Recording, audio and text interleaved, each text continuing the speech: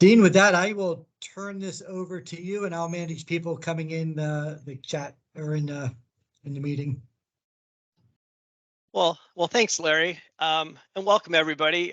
My name is Dean Nolan, and I am the Managing Director of Commercial Payments here at SRM. I want to thank you for joining this afternoon, as we're going to have a great discussion today on FedNow. For those of you who may not know me, I recently joined SRM as the Managing Director of Commercial Payments. Prior to SRM, I was most recently at Fifth Third Bank, where I led the instant payments efforts for the bank, including receiving instant payments, sending in instant payments via API, piloting and requests for payments, and as I was wrapping up there, starting our journey down FedNow. More broadly, I've spent my entire life in payments. I think some of my friends will call me a payments geek, and that's probably a good description.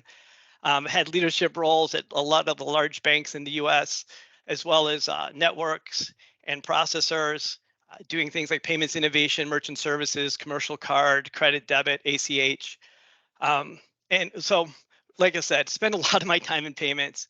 And today I'm really excited to be joined by Erik Van Bramer from the Federal Reserve, who's going to be talking with me about FedNow and what's going on with FedNow, where it is, where it's going. So with that said, Erik, I'll turn it over to you for a quick background, and if you could just tell the folks a little bit about yourself. Sure. Thanks, Dean, and thank you for having me today. Looking forward to a robust conversation about, you pull my heartstrings when you talk about being a payments nerd, because I am absolutely a payments nerd myself. And so really looking forward to the conversation today. A little bit of background about me and who I am, my role. So I've been with the Federal Reserve for 25 years now. Most of that time has been within payments. I head up our customer relations team. So I have responsibility for the relationship managers that are supporting everyone from the JP Morgan, Chase, and Citibanks, all the way through the smallest community bank, credit union, as well as third-party processors, which has become a growing part of our organization as we've moved towards FedNow.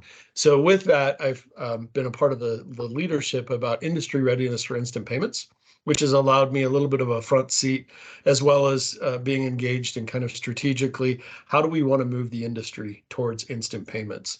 And so it's been a good journey, an exciting journey. I live in Denver, Colorado. My family would tell you I live at the airport, as especially the last couple of years, as it has been a full-time gig to be out there, but I'm happy to be in my home office today and just excited to be with you. And we're excited to have you join us. I think it's going to be a really good discussion. So, well, let's go ahead and get started. It's been like you said, a busy time for FedNow. You guys went live in July. Perhaps you can give a little history of FedNow and the journey you all took to go live, just to get set a little background for the audience and level set for everybody. Sure, absolutely. Yeah, Dean. So I think, depending on how far back we like to go, I would really like to kind of use in 2015, the Federal Reserve came out with a document called Strategies for Improving the Payment System. And that was really focused on what do we need to do as an industry within the United States to further our payment system. And so it had, a lot of areas like efficiency opportunities, international payments were growing, and where did we want to be in there? But really the one that got probably the most attention was about faster payments. And so coming out of that, we were starting to see faster payments grow in other segments of the globe. UK was leading kind of the faster payments, Singapore, Australia, some other areas. And so we really kind of put the question to the industry of, do we need faster payments in the United States? We thought the answer was yes, but we really wanted to kind of make this an industry initiative. So what we did is launch something called the Faster Payments Task Force.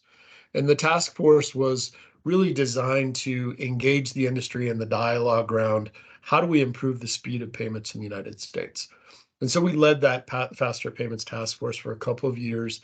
And the culmination of that task force was a white paper. In the white paper, one of the questions or recommendations within the task force white paper was that the Federal Reserve should consider being an operator in that space. So at that time, the clearinghouse had already said they were going to move live with RTP. They had a vision of how they were going to bring instant payments to the industry. But the ask to us was, should the Fed also play a role as an operator? And so just for those of you who aren't as close to it, the Federal Reserve is an operator within the ACH, obviously check, wire, securities, cash and currency. We play a big role in payments, but we also wanted to make sure that we were adding value.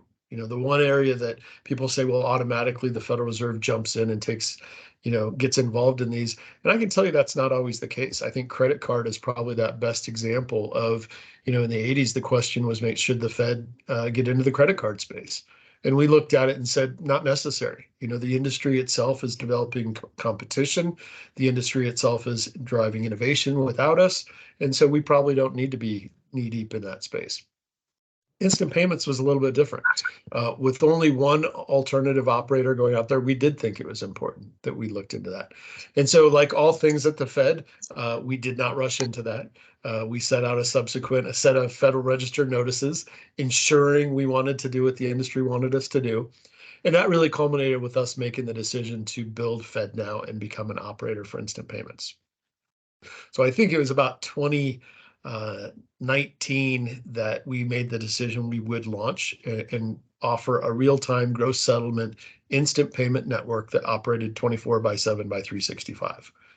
And at that time, when we said we were going to launch and develop one, we went out to the industry and said that, it was somewhere between 2023 and 2024. We thought we would be able to enter the market. For those of you who've worked with the Fed, I've worked at the Fed. I immediately went to Las Vegas and placed a bet on December 31st, 2024, because that's generally how we work when we put out a range of dates like that. But to your acknowledgement, as of July, we were able to launch our service well ahead of schedule. We largely built it in-house ourselves and rolled out what we consider is already a robust and yet well positioned to improve upon solution that is, again, it's a real-time gross settlement solution. So it is not a batch. It's not driven by deadlines. It is real-time 24/7 by 365. It is a credit push solution. So it really is only designed to push credits from one organization to another. And it is really designed to be a new rail in the middle. And a lot of people then ask, well, so are you setting yourselves up to be a Zelle or a Venmo, or where do I download my FedNow app? That is not the role of the Federal Reserve. We're not looking to offer that end user experience. When we design solutions, it's really for financial institution to financial institution.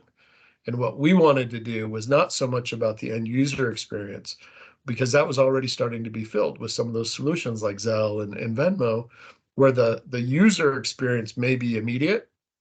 What we're trying to solve for is the financial institution of financial experience right now is largely supported by either the debit network or ACH rails, and often takes 2 or 3 days for the actual settlement to take place. So we've now rolled something out that will settle financial institution to financial institution in less than 20 seconds. So a big step for the industry, we think. Yeah, definitely. And as we're seeing with FedNow and then with some of the efforts of RTP, a lot of new use cases that are coming out across the board. As you're looking at the launch of FedNow and what's happening with it, are you seeing any particular use cases happening more so than others? Yeah, it's a great question. I think, when we started talking, when we were going to launch it, we started getting into this conversation about use cases right away. And I think that what we came out of very early on and made the decision is we want FedNow, again, because we're focused on FI to FI, to be use case agnostic. We want the innovation to be taking place with those financial institutions, with their customers, whether those are corporates, merchants, consumers. And so with our focus of being use case agnostic, it's really allowed us to say, what do you need from us? What components to our solution are going to support the use case? But we want all use cases at the table. And so I really kind of start to look at this as this continuum. And we can talk about send versus receive and the values of those.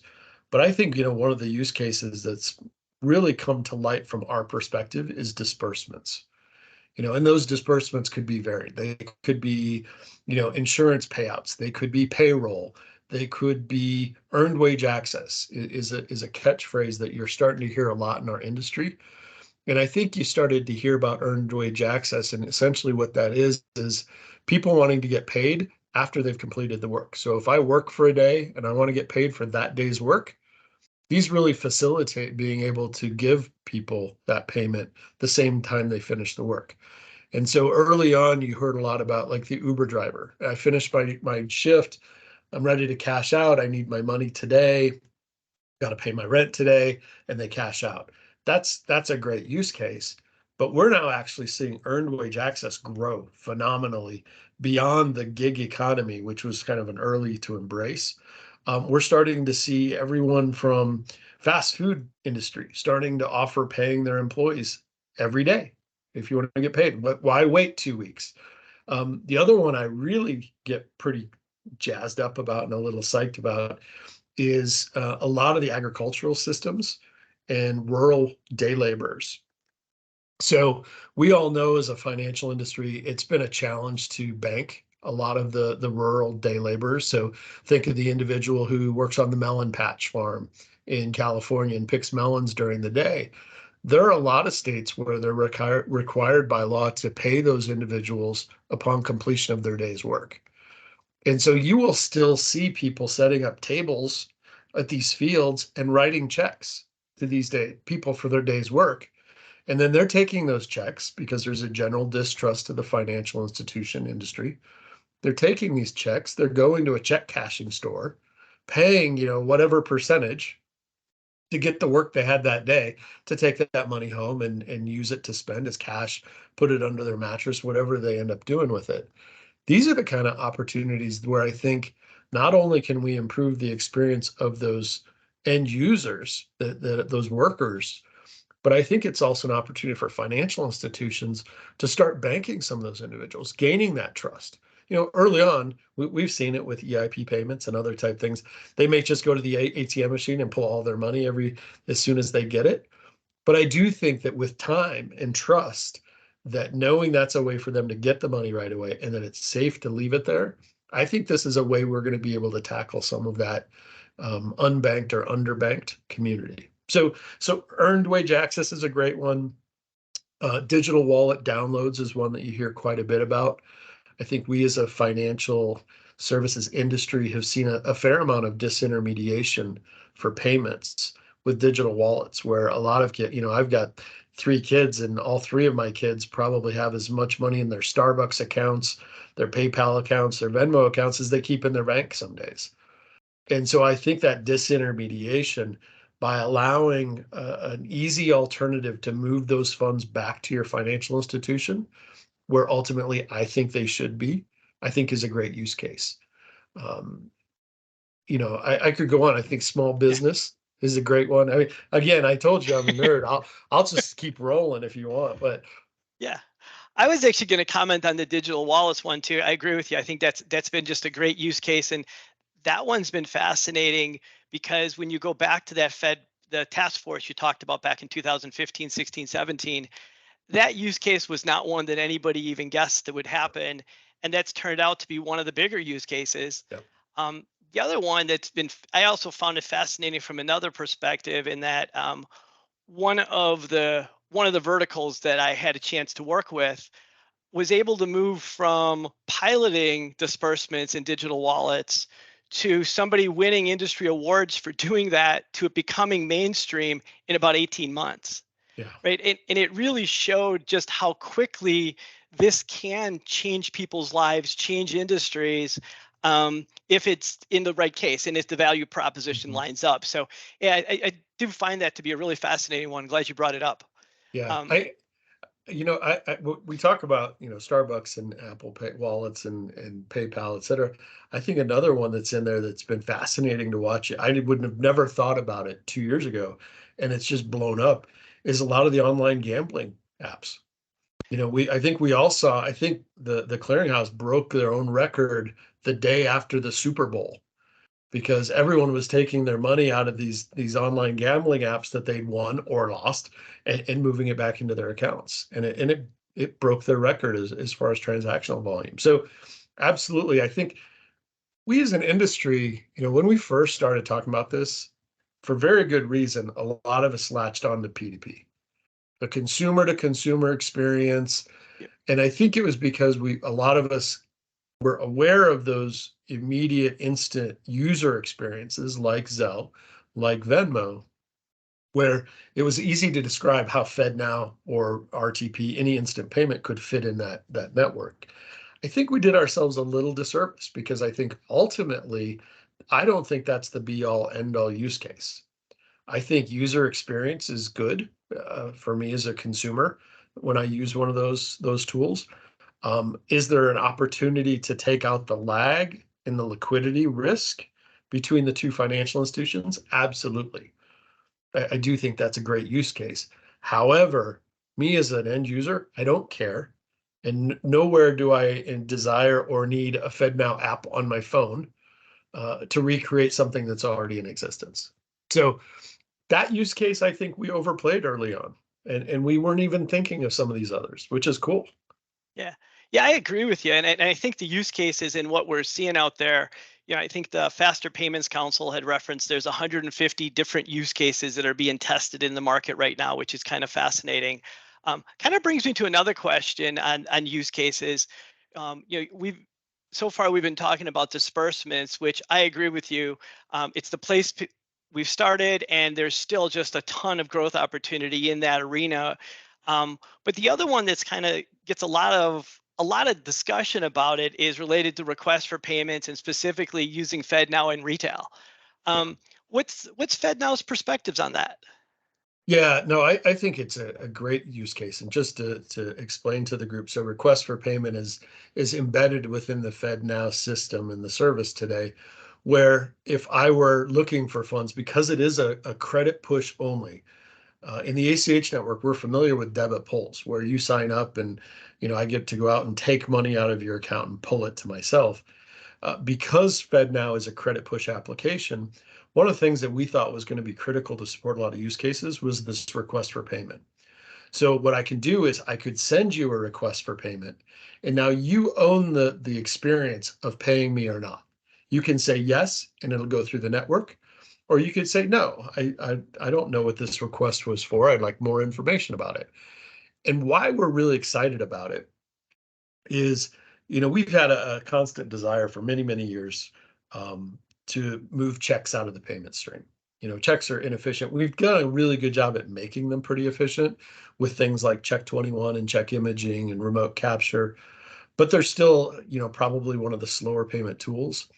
And one way that we think we can start moving some of those out of the system is that small business. Small businesses are very sticky to continue to use checks. They like the ability to write on the memo line. They staple them to invoices. It's a very paper-based system for a lot of small businesses. And we envision a world where requests for payment could take the place of some of this. There's a very robust fields within the ISO formats and the messages. So the ability to give a request for payment, give the information in there about what it is that you're trying to get reimbursed for, and then the ability to respond all within the system itself, we think is a great use case. Imagine my lawn service out here right now. I come home from work sometimes and there's an envelope taped to my door with a handwritten invoice, and he asks me to mail him a check. Imagine when he's finished mowing my lawn and he can push me that request for compensation. I get it. It says, Dan's Lawn Service, $30. I have a relationship with Dan. We know each other. I know it's legitimate. I hit pay. He now has access to those funds right away. He's not waiting for the mail. He's not waiting for the check to clear. He's not reconciling, all the neighbors that he put on their door. So I think request for payment, especially with small business, has a massive potential to change our industry, really change the way that small businesses interact. One of the first exciting things in the first 24 hours of FedNow is we actually saw the first request for payments go through and get paid within the first 24 hours. So we were able to support a large financial institution who banked a large corporate organization that was able to send a request for payment to some of their customers who also went live on day one, and they were able to respond and settle that instantaneously. So within 5 seconds, the request was made, it was paid, everyone was reconciled, everyone was settled. I think that's a great kind of game changer for our industry. And that's a great story. The fact that it happened in the first 24 hours just goes to show, what that pent up demand really looks like sitting out there. Yeah. So one other one that I wanted to kind of throw at you as we were just talking use cases, the government payments. There's been a lot of discussions about that. I think earlier today on the FedNow town hall, Connie Thien talked about some of the things happening with the U.S. Treasury and Bureau of Fiscal Services. Can you talk a little bit about what's going on there? Yeah, no, that's a great one, Dean. And I think, another thing that we were really proud of. So when we launched, so we went live July 20th. We went live with 35 financial institutions, supported by quite a few more than that, fintechs, core providers, third-party processors, et cetera. Another organization that went live with us on day one was the Bureau of Fiscal Services. So Bureau of Fiscal Services, for those of you who don't know, really functions as almost a third-party service provider for government agencies. So they are part of the Treasury. They represent, I think, 22 of the biggest agencies out there, and they went live on day one with both the ability to send and receive payments. Great ground, really important, really critical. Now, does that mean that we have seen millions and millions of transactions from the Treasury? We have not. They are still viewing this as rolling up gradually different agencies with different use cases that are really a little bit more of a one-off solution. So another transaction in the first 24 hours that we were able to see, and this probably in my mind is one of my favorites, was an actual transaction from a government agency to an individual that needed an emergency payment. And unfortunately, the Treasury is not very vocal about which agencies these were, but you could imagine that they may have been former military, and it was an agency and an individual in need, and they were able to make that payment. And that individual, within 7 seconds, had the money in their account coming from a government agency. So again, we talk about disbursements. We talk about kind of these opportunities to change the way we do things. Obviously, the U.S. Treasury and even state and local governments, again, some very cool use cases there, are big dispersers and a lot of payments. So that immediately then, I have to always hedge my bet here, because a lot of people say those are really neat use cases. Imagine FEMA, and if you were on the town hall today, there was an organization called Conduit who is working with Bank of New York Mellon. And they talked a little bit about like emergency disaster relief payments, whether those are at the state level, the local level, or what those might be. And they even highlighted the use case of the tragedy in Hawaii right now with the fires and the ability to move money to individuals. And when he was talking about, those individuals may not have a mailbox to receive a gift card or a check. They may not have access to their bank right now. But if you can put money into their funds, that's a very powerful use case. But I do need to caution people, because a lot of individuals then immediately jump to things like Social Security. Social Security is the bazillion-pound gorilla out there when it comes to disbursements, distributions from the U.S. Treasury.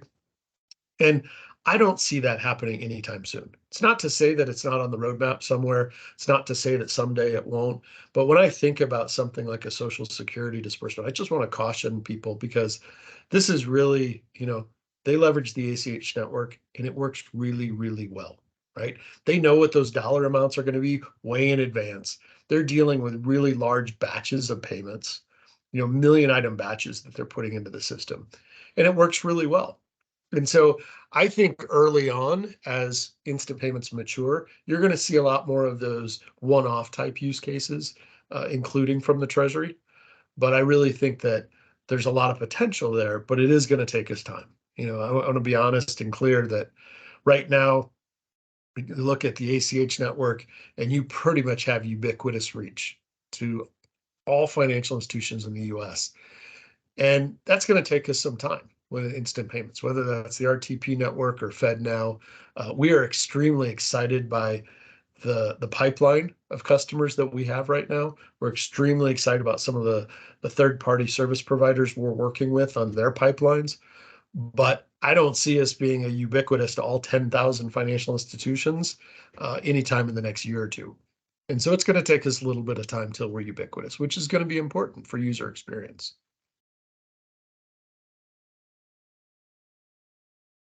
Hey, Dean, you're on the mute. Hey, thanks, Larry. Yeah, I think your commentary about Social Security was it aligned with some other things I'd seen in the industry where, for example, in the payroll industry, there's a lot of the same type of usage of ACH, a lot of good things happening. Totally agree, and I think that's a great distinction about how this is going to grow and eventually become something. It's great foundational elements that are being laid there. Yeah, and I think that's, it's still in its infancy. And even though the clearinghouse has been in market for quite a few years now, it's taken time for the industry to kind of start to see those use cases, see the value.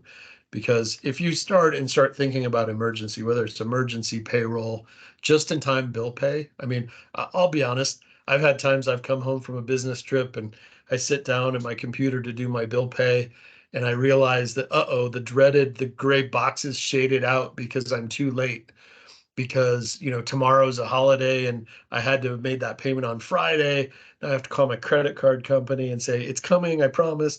Or I go away from my bank and I go direct to my biller and I use their tool to pay that bill immediately credit. That again starts to disintermediate that online bill pay solution that a lot of financial institutions offer. So again, it's almost like the early on development and use cases are just in time, emergency, one-off. It feels that way. But again, I think it's important that we think about this as it's a game changer, right? The sky is the limit on this. We talk about request for payment and you kind of talk about where that could go. I use the use cases of the small business. That's great. Imagine as it starts moving downhill and you start thinking about merchant solutions. Merchant solutions is that if the Social Security is the billion-pound gorilla, merchant solutions must be the 5 billion-pound gorilla, because the potential for opportunities there are really limitless. Yeah, I agree. So I'm going to pivot us now. So we've talked a lot about use cases, and I think have really emphasized all the different places that these can be used and how they're going to change the value proposition for everybody, frankly. We've got our audience has a lot of banks on it and some of them who are considering moving forward. In terms of if there's a bank on the line here looking for what's that next step, how do they move forward? Where would you recommend they start? Yeah, it's a great question, Dean, because I think, so I've been out on the speaking circuit talking about FedNow for a few years. And, early on, I'd get out there and I'd get this blank, glazed over look of, I have no idea what you're talking about. I don't know where to start. 24/7, we don't work on Sundays. We get a lot of that. And I think what we've learned through our pilot program, our launch, our early adopters, what we've really taken away is having a strategy up front is critical. Finding a trusted partner is critical. So very few financial institutions are going to do this alone. The largest institutions, obviously, they have their own coding. A lot of them wrote their own cores. They have the people to do that. But let's be real, for the majority of financial institutions in the country, they're going to need to bring in partners. They're going to need to bring in third-party service providers.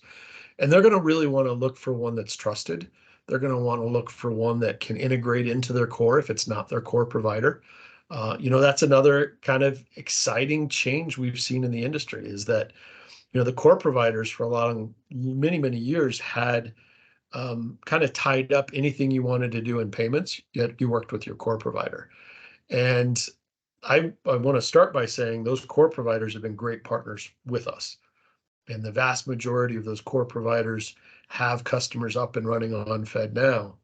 But what's been interesting as a development is almost what we like to call disruptors, where we have seen fintechs come in And whether they're leveraging APIs or however they're integrating into a core, they've really been able to come in and offer alternatives. And alternatives are great for the whole industry because A, it drives innovation, B, it lowers costs. And so if you're at that early stage of thinking about what you want to do, one, the Federal Reserve is here to help you think through all of the questions. Out on our website we have called FedNow Explorer. There's something called a readiness guide that really allows you to kind of go through and say, all right, I have to ask my question, how do I want to settle? This, just like all of our other solutions, you can settle these payments however you like, very flexible. You can use your master account, you can use a correspondent account, you can use a banker's bank, really however you want to do that, we support that. So thinking through, how do I want to settle? How do I want to connect? What kind of capabilities do I want to, what's my user experience and my use cases look like? And I think it's important, again, to go back and say, who are those partners that you can work with that have been there, have done that, and can help walk you through that? Obviously, the Fed's here to help you through it, but another thing I really like out on that FedNow Explorer website is something called the Service Provider Showcase. And the Service Provider Showcase allows people to go out there and kind of get a sense for what's available. Who are these organizations that are offering, either integration into my core, integration into my bill pay, help me do the posting, help support me in a 24/7 by 365. And I think once you start getting into that, it's not as scary as it seems. And that was, you referenced the town hall earlier today, and we had, was really, really happy with that town hall because we did have live customers, everyone from, large banks like US Bank and Bank of New York Mellon down through, small community banks.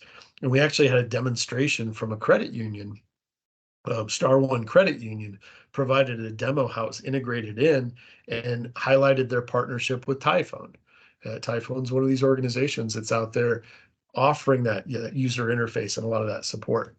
So, and one of my favorite takeaways from that whole town hall was, it sounds scary, sounds like a lot, but if you start thinking about it, you operate 24/7 today.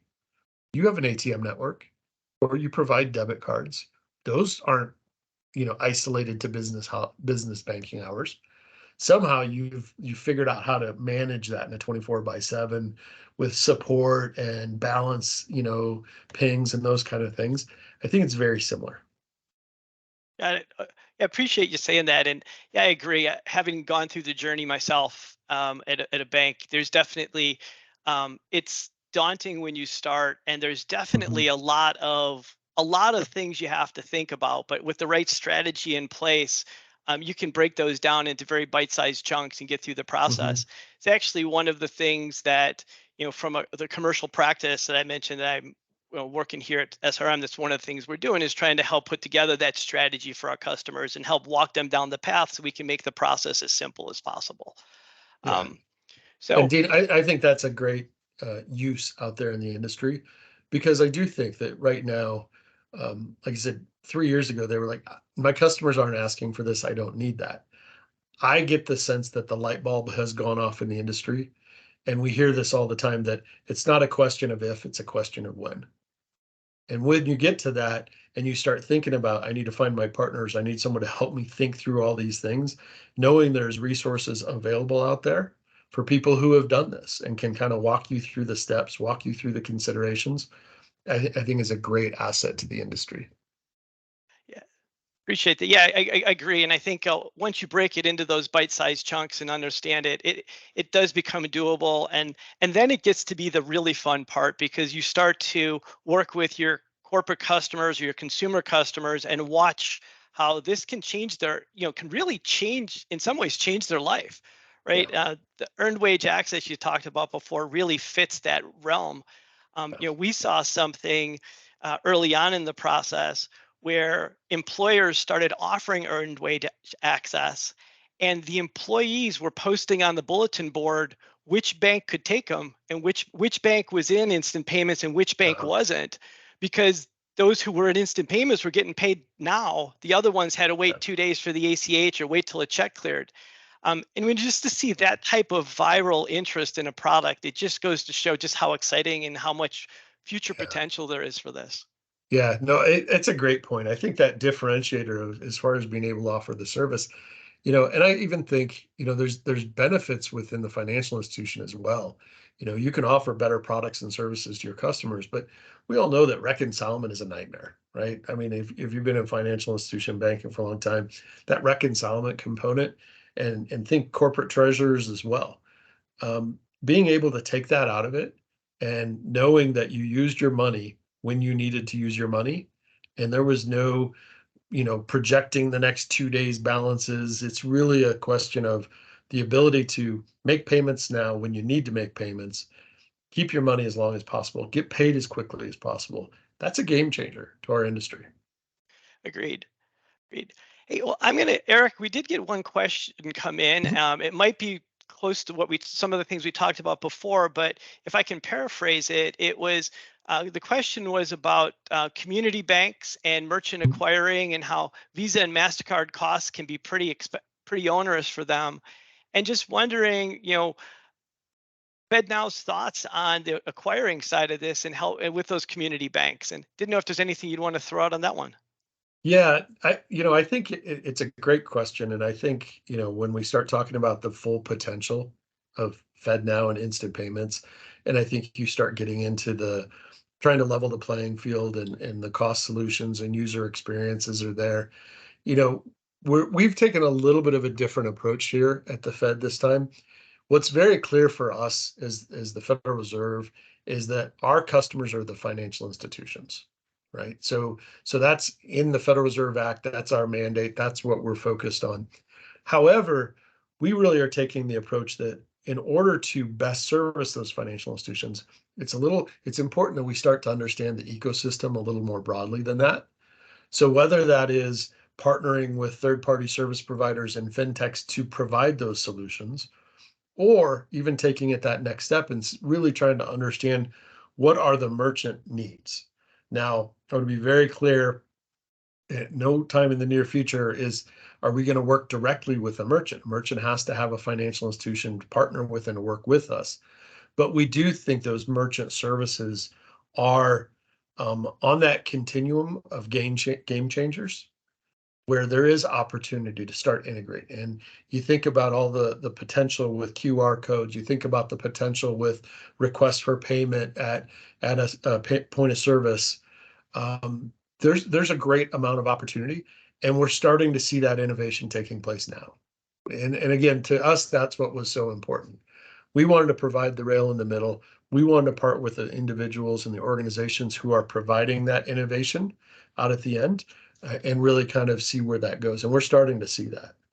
And speaking of innovators, I see Siva is on the line with us, has his hand raised. He is an innovator, and he's out there doing some really great things as well. So. Thank you. The interchange issue for especially community banks and credit unions is an important one.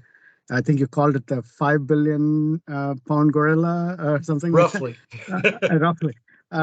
Yeah, it's, just to give some stats for the attendees here, Visa, not to pick on Visa, but Visa took 40 years to get to $2 trillion in processing in the US.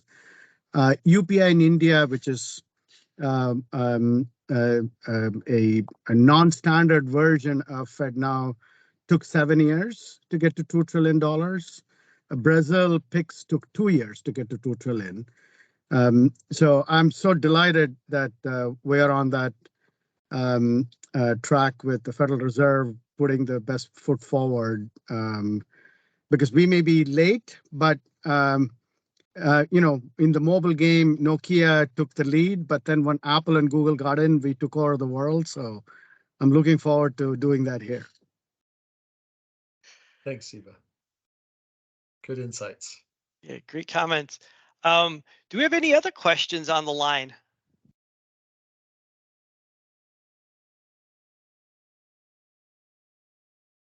Okay. Well, Erik, a couple I think you and I have gone through a lot of the topics we wanted to hit. One of the questions that I heard actually at the town hall that I thought was just a great question they asked one of the panels was, you know, what's the one thing that needs to happen in order to break this thing wide open? Yeah, it is a great question because, we have to remind people that these instant payment schemes right now, whether it's RTP or FedNow, they're closed loop networks, right? And so in order for a closed loop network to really, really work, we need adoption. And so, I kind of go back to when we were weighing, should we do this or should we not? And we put out a Federal Register notice that said, should the Federal Reserve get in this? And we got right around 800 responses. And just for perspective, a typical Federal Register notice gets about 5 or 10. So to know we got 800, we realized this was on the minds of a lot of people in our industry. And we're starting to go back to those organizations, said, okay, you asked for this. You said it was important. It's time to step up, right? We as financial institutions have to make the commitment to participate in these. And we have to grow that network. We are all vested in, if we want to provide a good solution to our customers, whether they're consumers or corporates, that we can't look at our peer institutions and say, well, I need them to step up first and I'm going to, be a slow follower. We all need to step up. And so I think to pull together that strategy team, look at some of those partners, investigate what it's going to take to get you live into the network. And again, I think there's nothing wrong with thinking of this as a continuum. A lot of times, obviously, when you have a network, you need senders and receivers, obviously, or it's kind of a boring network. We all look at each other. But that's okay if a lot of financial institutions want to start as receivers. And the way I kind of view this continuum is, as you're putting your feet in the water, it's a very low risk to become a receiver in the network, but it really starts to help us blow out what we're looking for, which is a sizable network. We went live with 35. I think we're about ready to double that number already. We have a big pipeline in our onboarding queues and already in our system for onboarding, but there are 10,000 financial institutions. So my one takeaway for everyone would be, don't sit on the sidelines watching. Start putting together your strategy. Start thinking about, I don't want to be left behind. And you don't have to jump all the way in the deep end of the pool. One of the things that we hear that holds people back is, again, where I think we maybe did ourselves a disservice early in the industry, was they immediately jump to the P2P. They immediately start thinking about fraud. They immediately start thinking about monitoring, their accounts on the weekends and what that looks like. And they get scared and it kind of shuts down there. But if you think about it as a continuum and you think about, I could add value to my customers by being a receiver right now. I could start receiving those disbursements, whether they're digital wallets, their insurance payouts, their treasury payouts, whatever those are.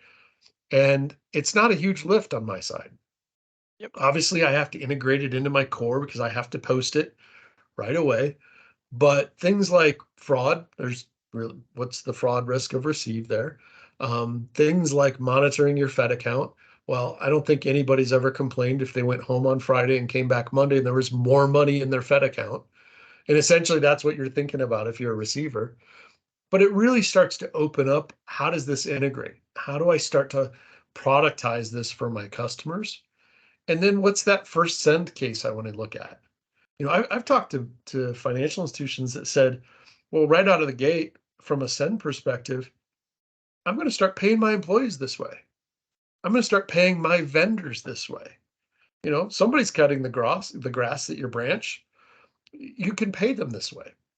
Yeah. And so it's a safe way to start sending. And then, okay, then it's small businesses that I know and trust. And you don't have to jump all the way to the end until you've learned and kind of figured out how to charge for this, how to productize it, and what the values are. So don't wait. The time is of the essence here. Yeah, I couldn't agree with you more. And I think you hit something really good on the send side of it. And yeah, start on receive, move to send. Send is where the use cases and the business cases start to pop up to monetize it. So it's important to make sure that's part of your roadmap when you start and that your partner is there to help you.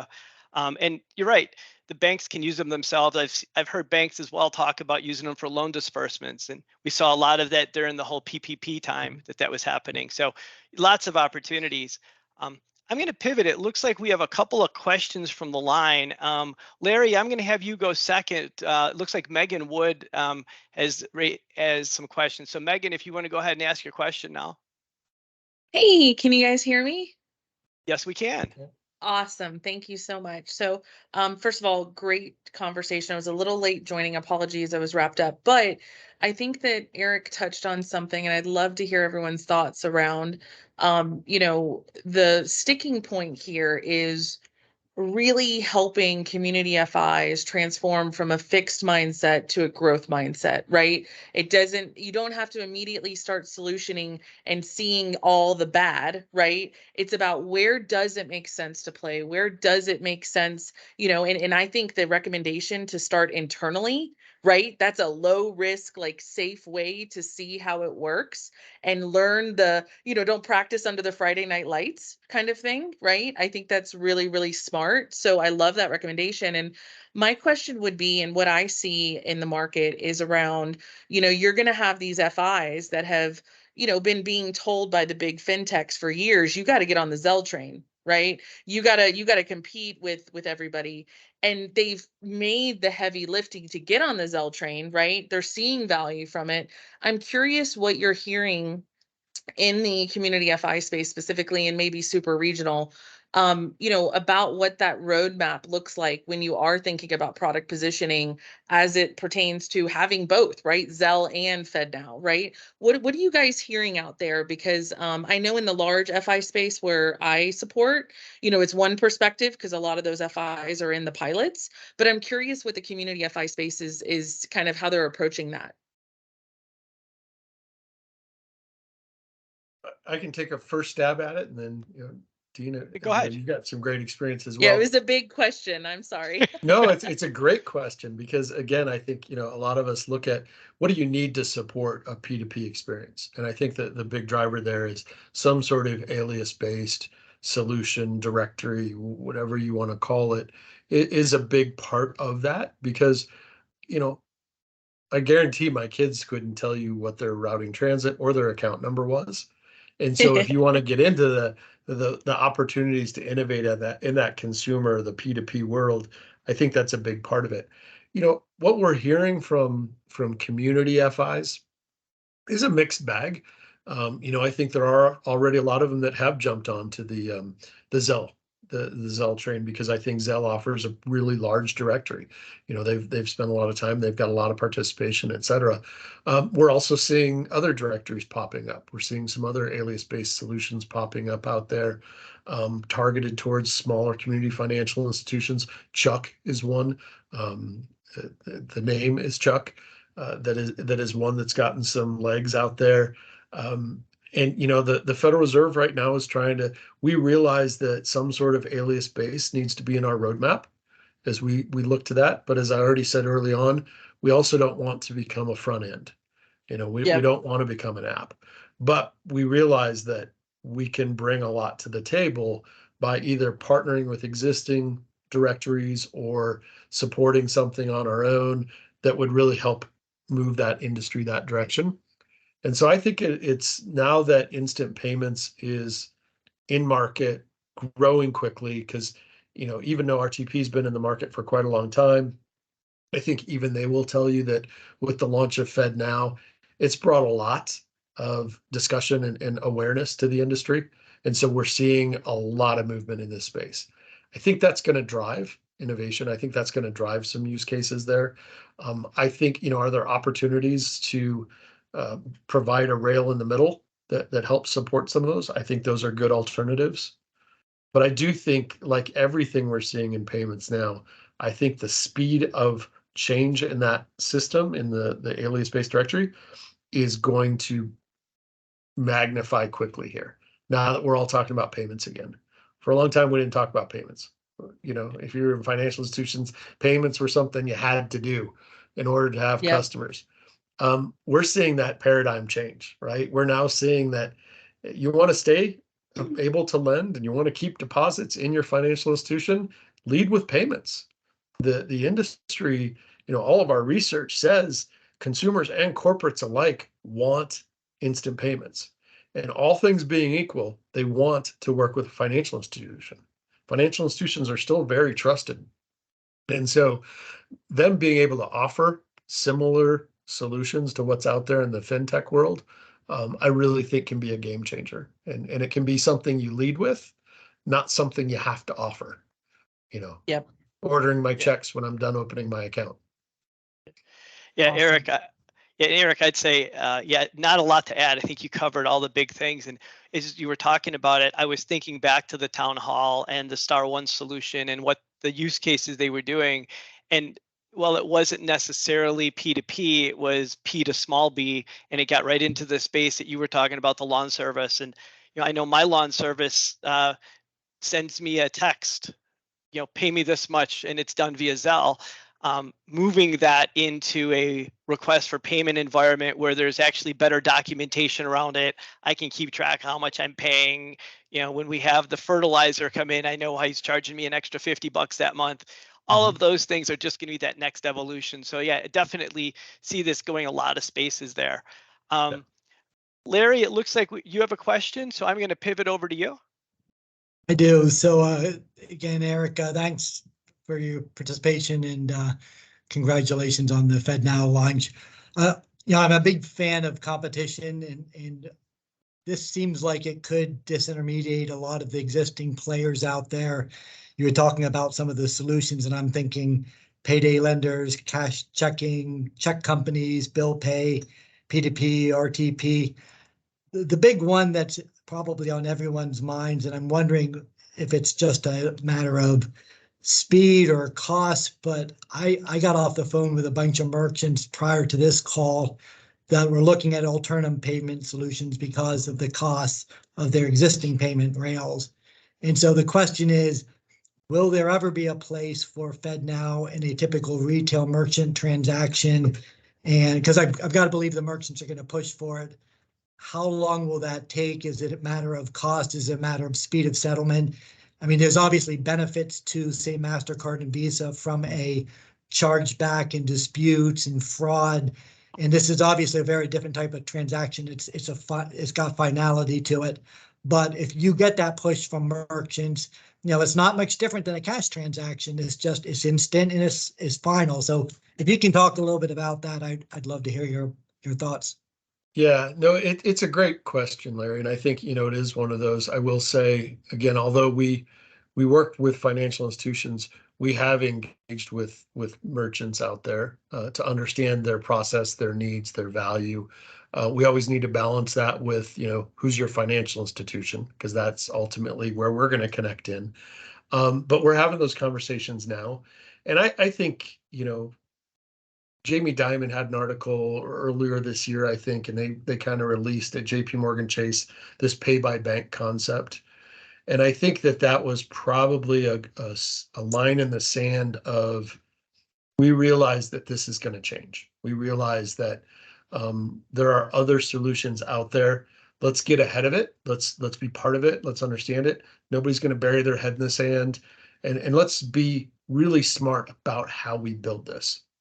I think the card networks are still growing rapidly. There's still huge value. You talked about, just even the consumer experience.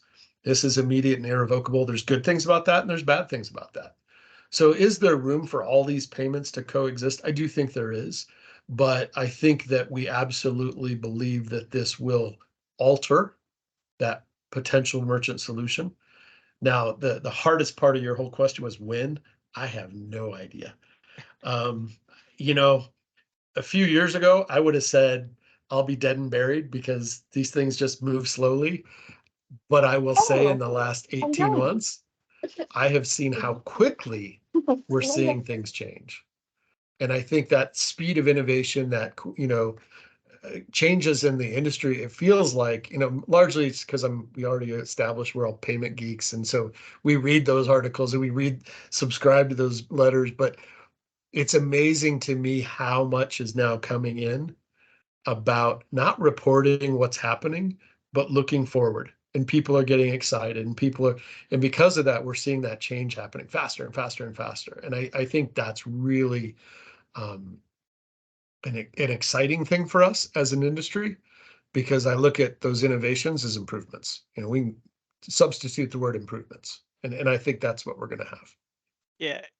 Yeah, Erik, I totally agree with you. And I just say it is a very popular topic right now. I'm actually going to be on panels at the Merchant Advisory Group session in Atlanta in September, and then AFP in October, talking about this exact topic with a group of individuals and talking about, how do the mechanics work in terms of make it happen. As well as there's some customer experience challenges that will have to be overcome in order to make that work. And there's actually, you talking about fintechs. Hey, if someone could put their phone on mute. I just sit next to me. Thanks. Anyways, and the customer experience, there's also some fintechs out there that are creating solutions to simplify that customer experience as well. So I think there's a lot that happened in that space, and I agree with you. Quick story, back in the day of mobile payments, I had a bet with somebody who said, oh, mobile payments will take over the world in 2 years. And I'm like, no, it's going to take more like 5 or 7. I won that bet. But I'm not sure I'd make that bet right now, because the momentum behind this, the number of people looking at it, and all of the energy, and it's different this time. And yeah, I agree with you. I agree with you on the timing.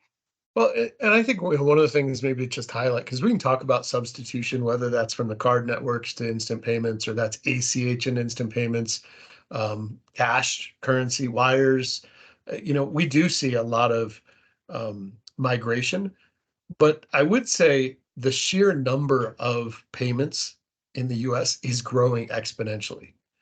And so, yes, even though we may see some shifting of, I'll tell you, when we see $50 wires go through our system, it makes my stomach turn. Why is somebody wiring $50?